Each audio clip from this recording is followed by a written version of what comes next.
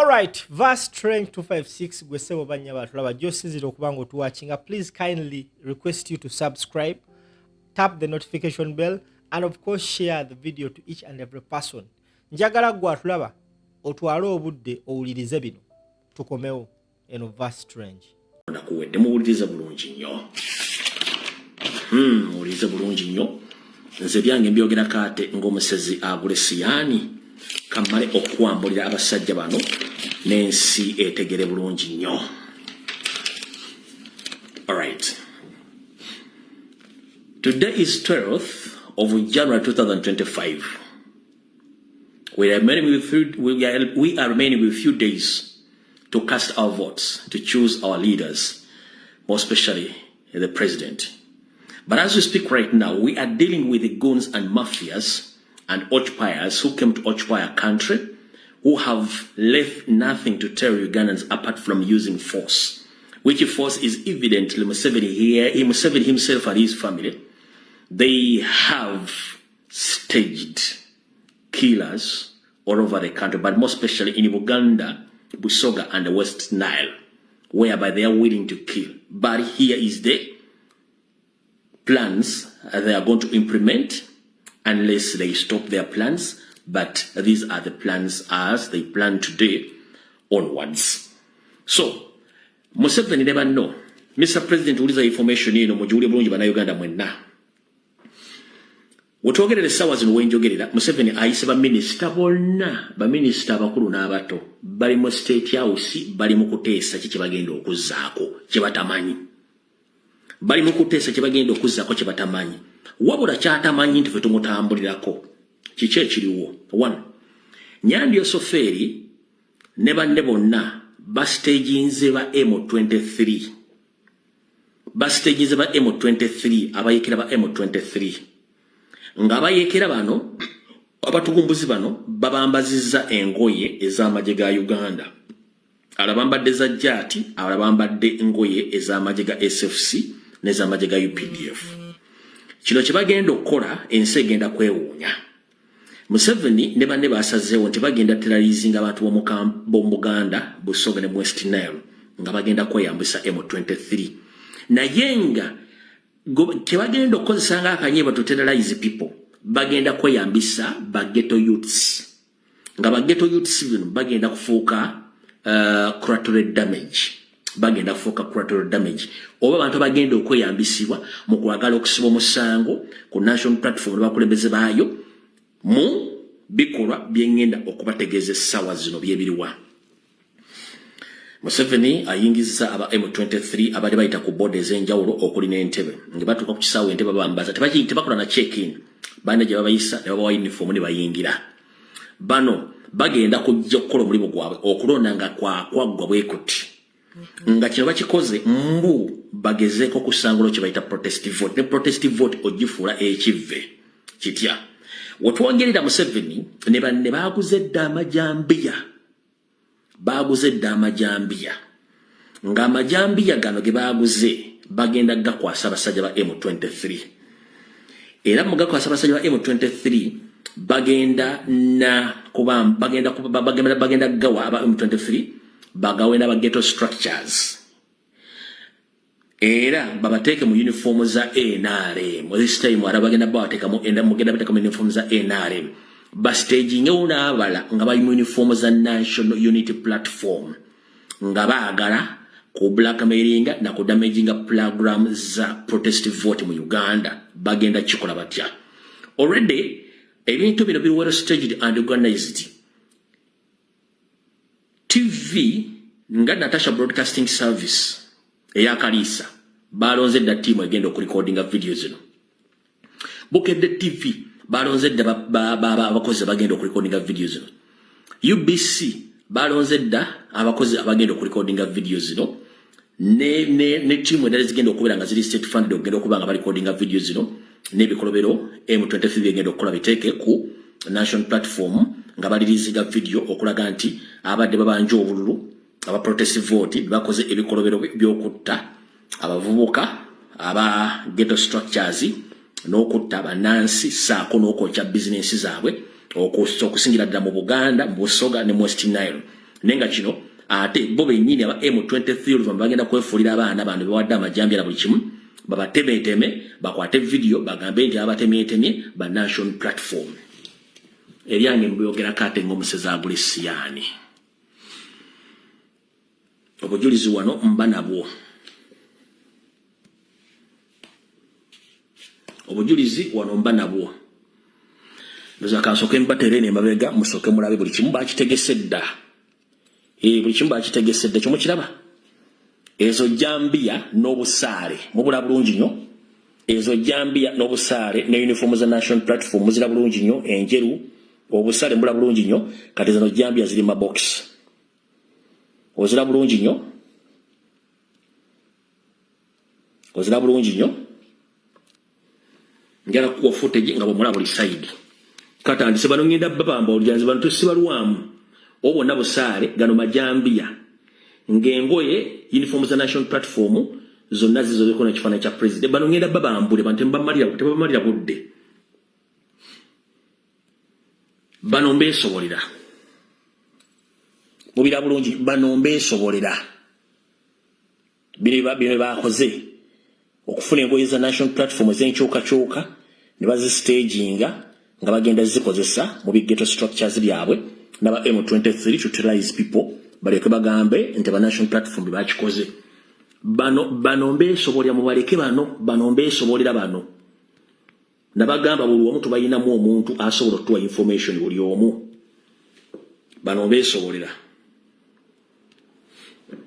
njala kuwa information nga nkolako n'obujulizi ku information gyenkuwa ndowooza obalaba kati fun enough beerabira n'okwerabira nti wokuba ekifaananyi kiyinza okureflectinga ne kiraga omuntu omulaba musajja omulogabire beerobe ba M23 okirabe kino bo beerabira kati obusaale ekyo kigero kiraba kanki kuzuumingire beba batujju obalaba bulogabire buli obukadde beba batujju nakiri kikiri eri kati bo beerabira kati obonna busaale ezo najjambiya mpya bwe tukutukutukutuku oziraba ezo nejjambiya mpya bwe tukutuku naye nga ziri kuki baagala kuterayizinga bantu mu bikolwa byabwe ebyobutujju bo beerabira ezo zino engoye za national platform oziraba oyo si president gwe bataddeko ne uniform bano bo mbasobola kati ye yeerabira ebigere n'abireka ebweru ate ngaebigere birabira bulungi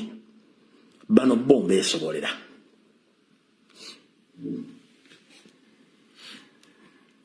kamba kuddize mu ange endala bano bo mbeesobolera bala bulungi nnyo bano bo mbeesobolera bulungi nnyo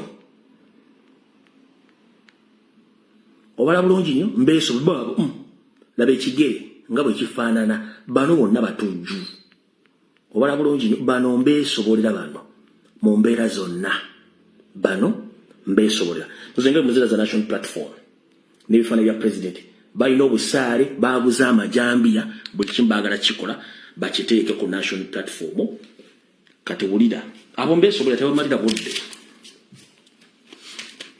tugeze ku kiddako bwomala okutemaatema bagenda kuddako kwokya n'okubba bizinensi z'abantu nga balina bannamawulire batandika okulikodinga video zonna video bamaba zirikodinga bazisindika ku international media bazisindika ku local medias balage n'ensi yonna nti abopposition abakulembera Kyagulanyi Ssentamu be baliidinze mu under their protest vote okutemaatema n'okwokya bizinensi z'abantu saako n'okutta avuka ba ghetto youth abambadde engoye za NRM bakwatemu n'ababe bennyini abambadde engoye za national platform bagambe nti bakikoze kati within a blink of an eye Museveni aveeyo ayise order eyokukwata buli mukubi za national platform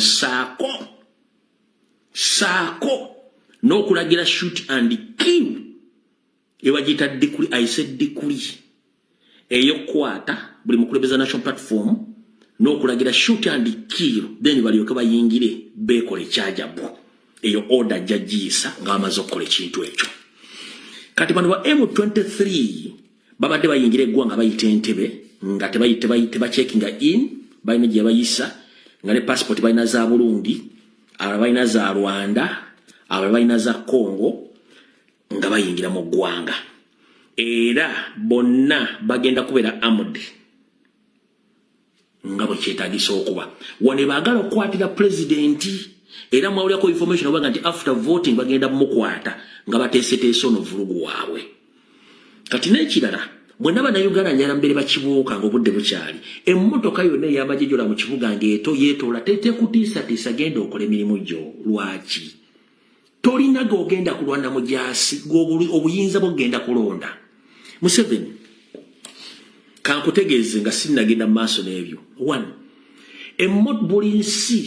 buli nsi mu nsi yonna erina emmundu zeegula ku world market nga zimanyikiddwa buli nsi erina ebyambalo byegula nga ku world market bimanyikiddwa amadowadowa gaazo oba decoration eza uniform ezo zimanyikiddwa ku world market ensi zonna amadikazi mu motoka zaazo zonna ennwanyi amadowadowa oba langi ezifuuyira ku motoka ezo tuzimanye ne size z'emmotoka eziyingira mu Uganda oba zonna tuzimanyi n'amadowadowa ge muteekako amadowadowa ge Tanzania tugamanyi age Rwanda tugamanyi age South Sudan tugamanyi age Central African Republic tugamanyi naga Tanzania tugamanyi kati gwe mwenna bannayuganda mumanyi emmotoka za Uganda zonna ez'amagye bwe zifaanana naye kati omusiru ono yalowoozezza nti bw'adiployinga emmotoka zino we can't identify those vehicles amadika zonna ze mulaba ziri mu Kampala mukono wa Kiso zonna nga zikyusa ebibomboola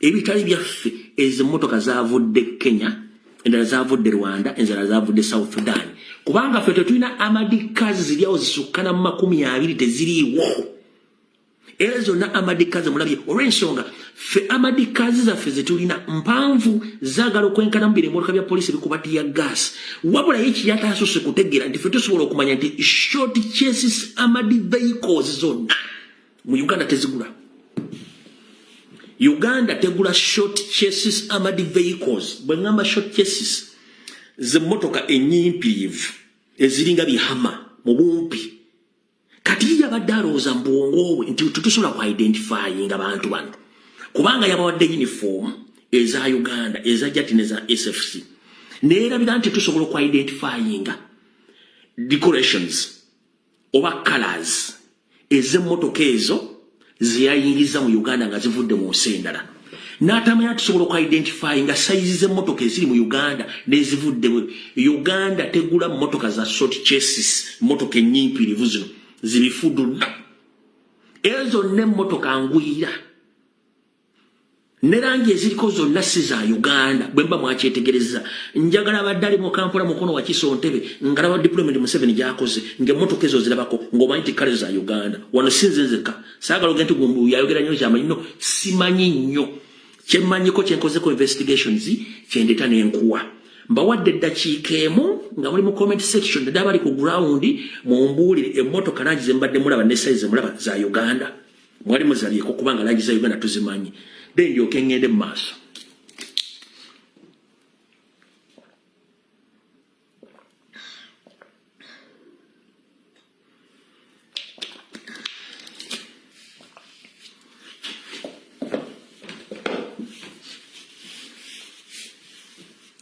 mbawadde time dakiika emu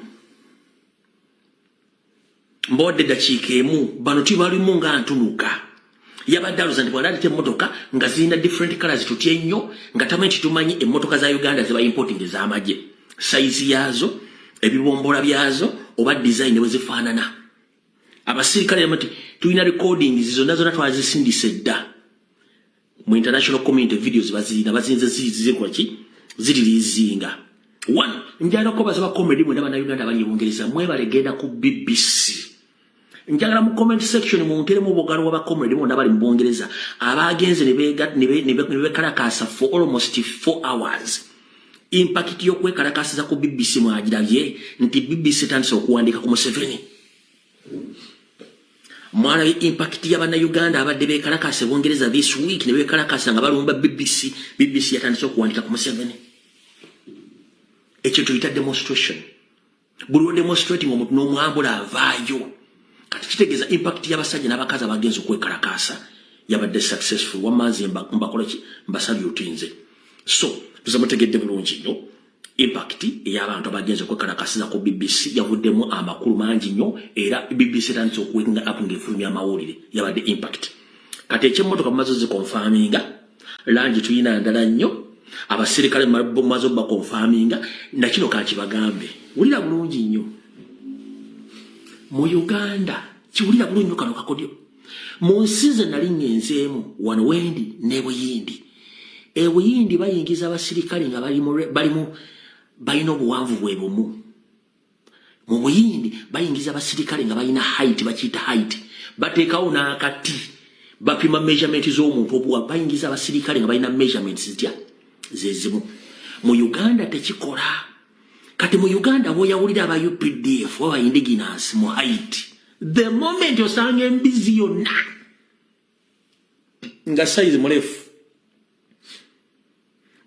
mulefu yesibye akakokolo manya nti ose muna Uganda naturally banna Uganda tuli bampi mu magye tuli bampi abasajja basembayo kubeera abawanvu baali ba mu northern kati amagye baagavaamu amagye ne gayingiramu abatoolo abanyolo abasoga abantu bomwesitayira abatonotono amagye abasinga obungi baagavaamu kati mu Uganda tulina sayize eno mwana akula ono awanvuyemu ono mumpirivu abana bali awo tebatekati bonna boosanga nga muleefu kala bulaka yesibye akakokolo oyo forena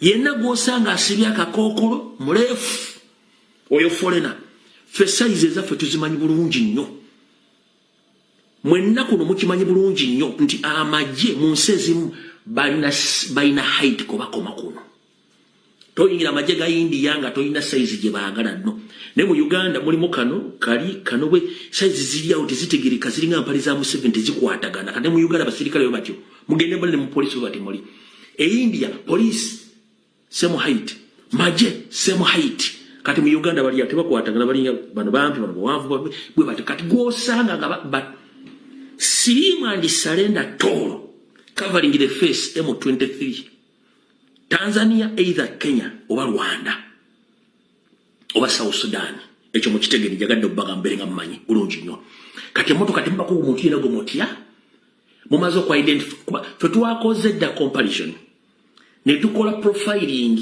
ne tuzisindika ku ground buli omu n'akunganya information ya spreading zedda gezota abantu nge mwakikole Tanzania otasema mama mfudde au tuvuddewo tuziwano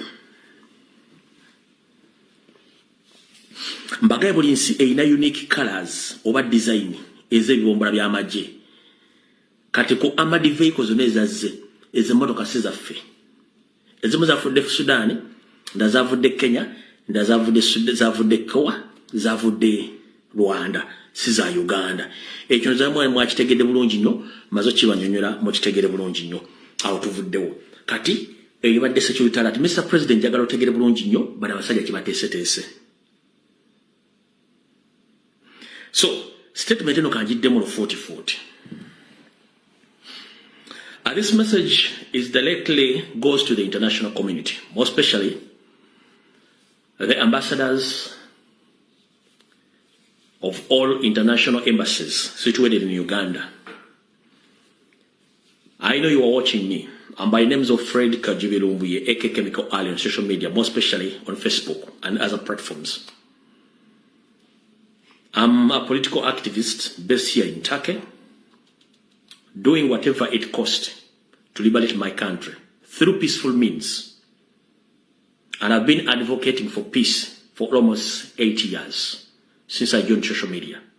I'm going to inform you, including the international medias, that Museveni Yoweri Tibahaburwa, the dictator who had been playing games in Eastern Central Africa, he is prepared to massacre Ugandans, the innocent Ugandans, in the forthcoming elections, but mostly after elections.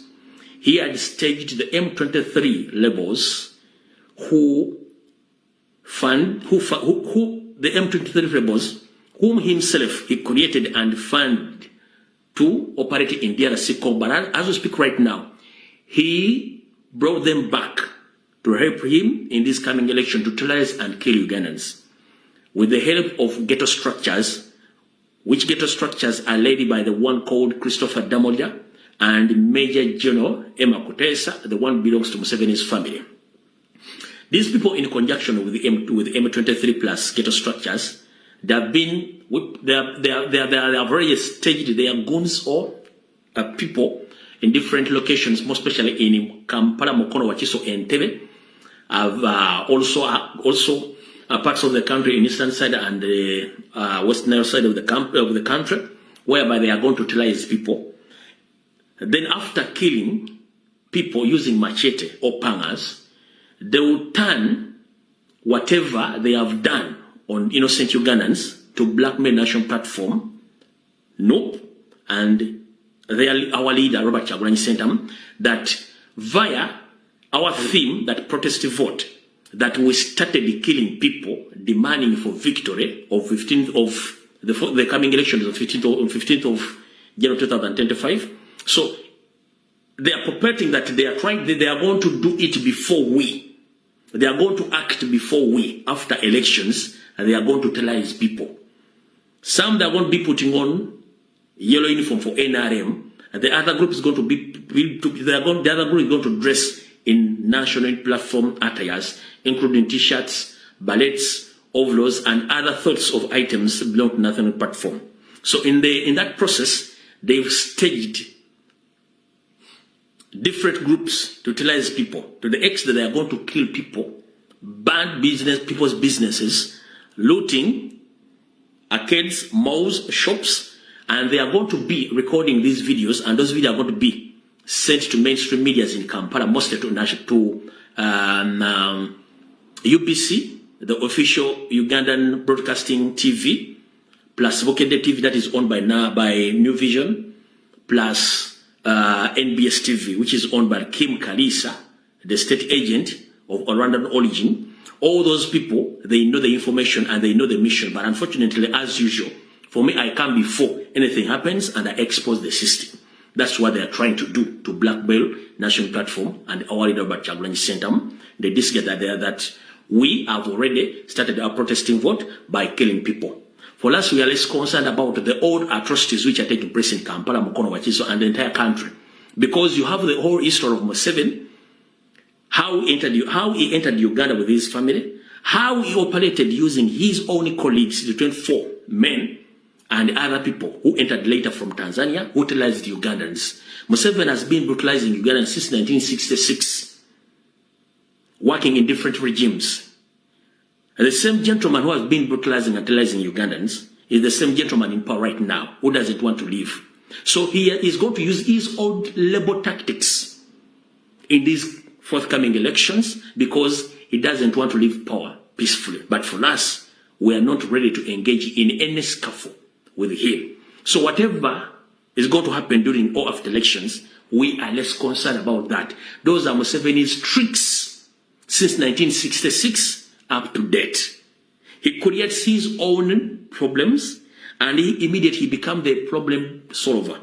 He convinced the international community that he is innocent against all the crimes against humanity in Uganda because he's good at lying, staging people to defending him, including the US, Canada, UK, European Union, even on African continent.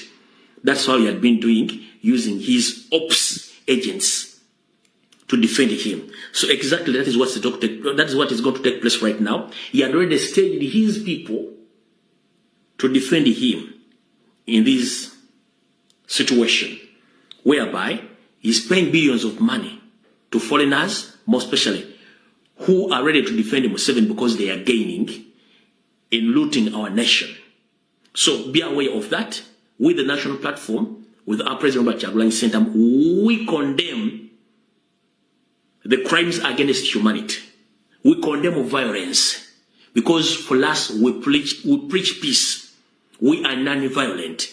So whatever crimes you see or whatever killings which are going to take place as Museveni plans, for us we know nothing. And I know you have the intelligence to prove my information. Thank you very much. Eyo statement nyimaze sijiddamu agitegedde ne Museveni kuno kwali ne banne eyo business njikoze yanki njipamye mu yiye kirala oyo nadibanga Pro Max mazo gidibaga ewedde kati yabadde security alert kati njala tugende wano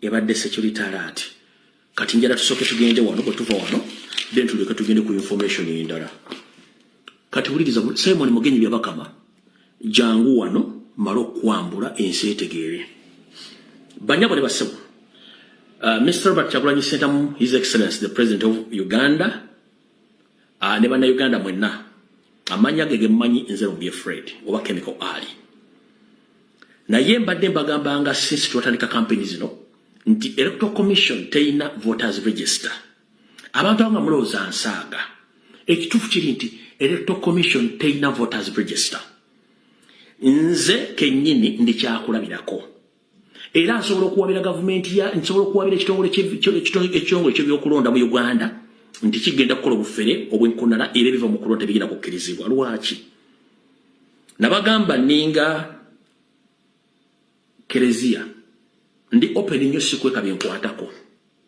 siri mutemu siri mubbi siriki era sidumira buli kimu naye nze ngenda kwabya Museveni ne Electoral Commission mwe munamanya kye munampa era nange ng'omuntu nsobola okuwabira Electoral Commission olw'obufere obufere buli butya nze amanya gange nabagamba mu ntandikwa mu famire nyina kulya mu famire ya Nsenene y'omugenzi Mwebe ku Lubaga Road mu Serwanga Village Mukama mumuze mirembe bamuzika siriyo bimu kubimbagamba nti nina obulumi bungi nnyo obutazika ku musajja yankuza bamuzika Masaka Kijonjo samuzika mwana wange nafa samuzika mzee wange anzala nsumba nafa samuzika mwana mumanyi nina obulumi bungi n'abantu bangi bafudde wano wobuze bagande abantu bonna bafudde baweddewo nina obulumi bungi nnyo naye amanya gange amanyikiddwa bifunga temunnamanya Lumbuye amanya nze Fred Kajubi Kampala yonna naddala Mengo Parish Kampala Central Kampala yonna bennasoma nabo buli kimu kyonna mu Kampala amanya nze Fred Kajubi olw'ensonga nakulya mu famire ya Nsenene wabula originally amanya gange nze Lumbuye Fred wabula nakozesa amanya ga Kajubi Fred gali mu details zange zonna ez'ebyokusoma era ne mukulonda konna kwenze nnondo okuva mu 1996 gonna amanya badde nnonderanga mu Fred Kajubi mu kyalo kye bayita Serwanga nga nondera kusinyongera nongera province byeta A to Z Serwanga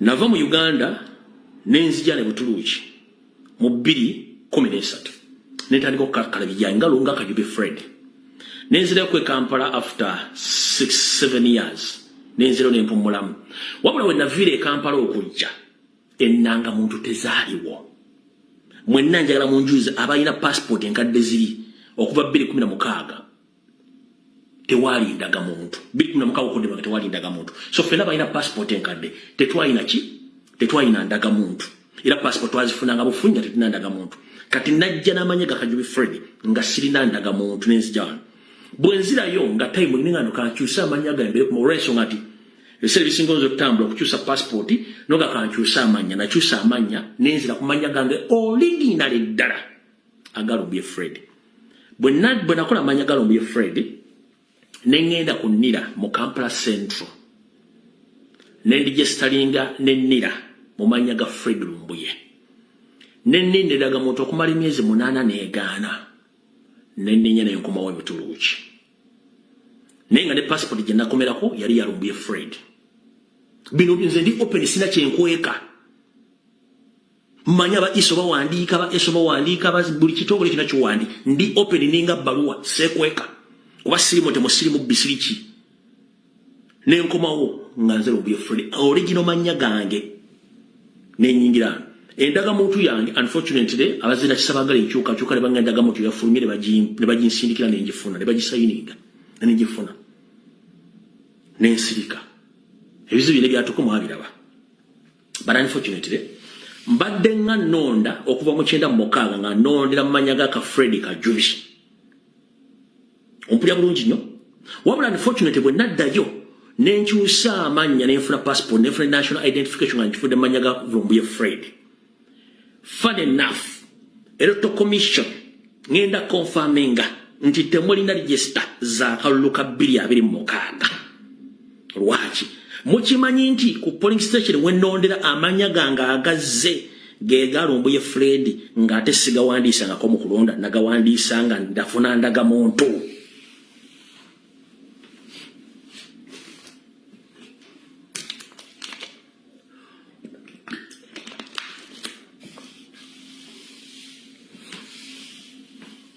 Mbadde nga nze nonda Fred Kajubi era ze details zonna okuva mu 96.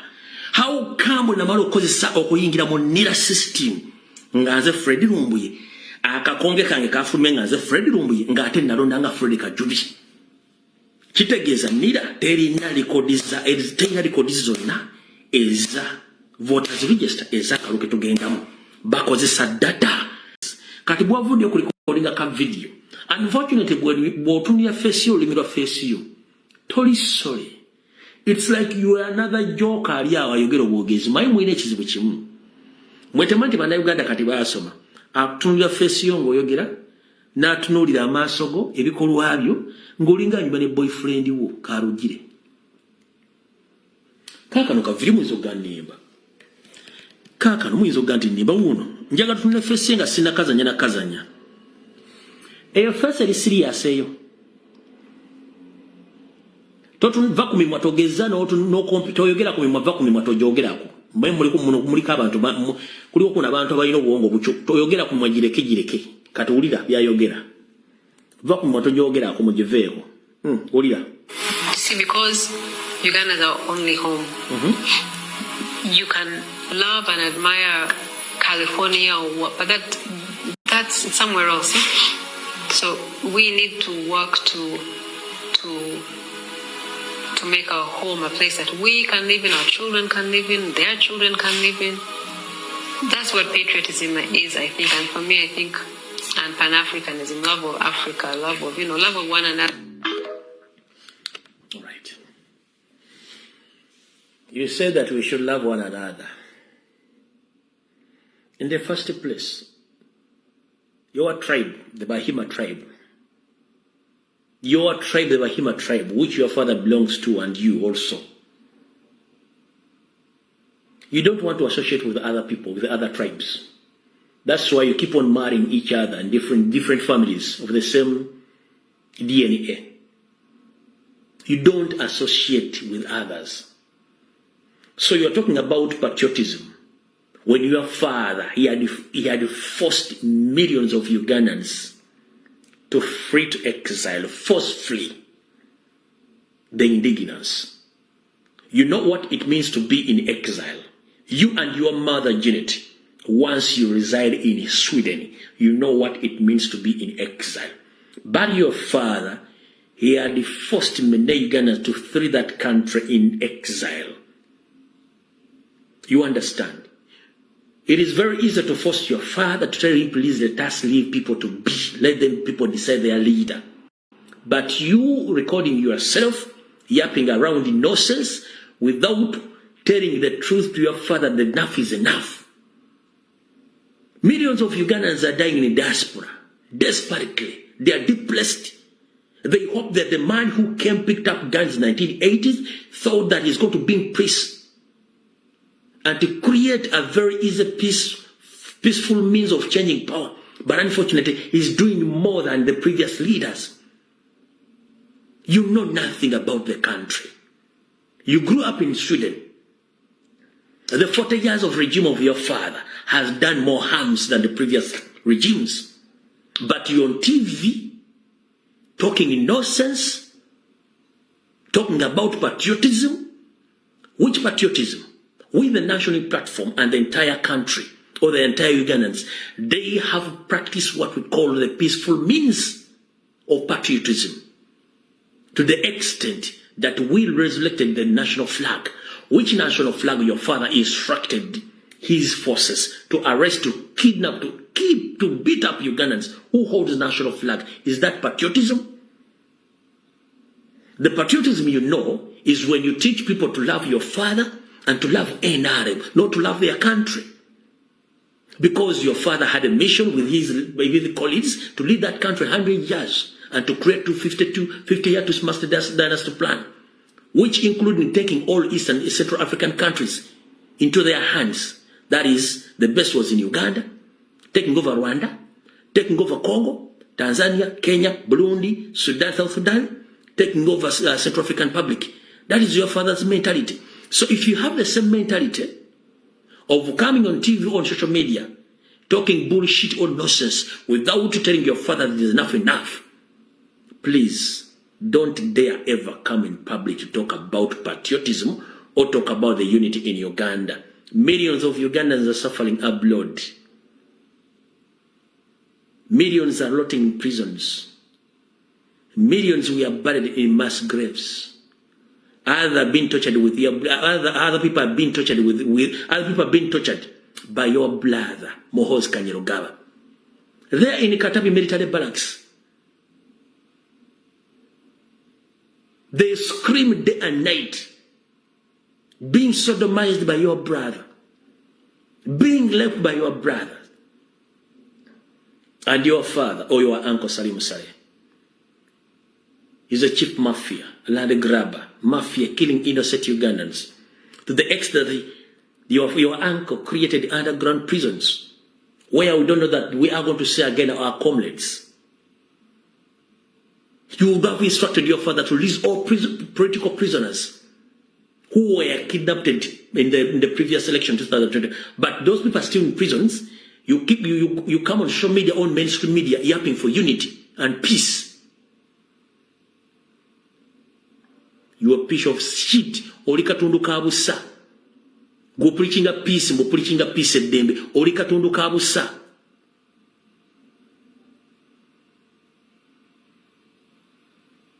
Go subira abantu bamutulugunya family betulugunya bagenda bagala. Era go genda kuberawa. The world is changing. Ense ekyuka. Mujja kuddukana emisinde nga naako natoka mbadde. Ettaka limubidde emyaka mulireke wano ffe weetuli oba abaana baffe bagenda kubeerawo. Buli kyonna kye munyaze mugenda kireka bwe mutava mu buyinza obwo. Tekikoma leero. Tekikoma leero. Kigenda kubeerawo mpaka lwe tunaabafuna. Ne mwandiwaddeyo obuyinza ng'obudde bukyali. Ne mwewala ebinaddirira. Be muyita abasiru weebali. Weebali babalaba. N'olw'ensonga eyo akatambi katadde tusinkane olunaku olwa lwonna nyinza n'okuddenja kulwa Katonda n'ensi yange naye nze mbabuulidde nganze omuntu nsobola okuwabira to commission ku bikolobero byekoze ekyo kyombalazako obujulizi nabagamba seekweka ate ne mbagana ku social media teryamumanyi era tolimmanya kubanga siri muzizi wa misango ebyange mbyogera bwetyo kulwa Katonda n'ensi yange Mukama bankuumire mbagaliza okulonda okulungi mwenna mweyiwe ku kulonda ngena koze mwezi 15 amagye n'ebisigadde tebibatiisa mugende mulonde mu bungi mu kumaka luka mwe temulwana na muntu Mukama bankuumire era